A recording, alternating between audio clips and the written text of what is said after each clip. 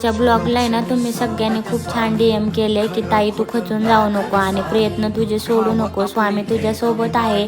आणि खरंच आहे, स्वामी माझ्या सोबत आहे आणि प्रयत्न करणं हे माझं काम आहे. कारण एवढ्यात मी हार मानली तर पुढं मी म्हणजे कशी जाणार. कारण चांगली गोष्ट ही उशिरा मिळते आणि यांनी पण माझी खूप समजूत काढली की एवढ्यात तू हारू नकोस, तुला अजून खूप जास्त प्रयत्न करायची, ही तुझी सुरुवात आहे. आणि स्वामी पण असंच म्हणतात की चांगली गोष्ट मिळवण्यासाठी तुम्हाला थोडा वेळ लागेल, पण ती गोष्ट मिळेल आणि तुम्ही प्रामाणिक असाल तरच मिळेल. तर मी ही गोष्ट ॲक्सेप्ट करते की म्हणजे जे काय आहे ते मला माझं अस्तित्व निर्माण करायचे, त्यासाठी मला आयुष्यात उतारचढ येणार तरी पण मला करायचंच आहे.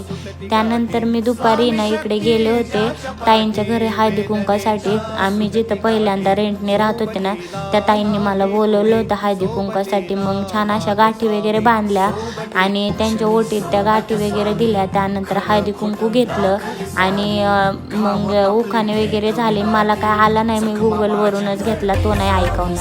त्यानंतर रात्री छान असे रेडी झाले आणि मस्त असे प्रसाद वगैरे घेतला आणि गेले होते भावाच्या घरी गणपती बाप्पांची आरती करण्यासाठी. आणि गणपती बाप्पांच्या आरतीचा मान दिल्याबद्दल थँक्यू.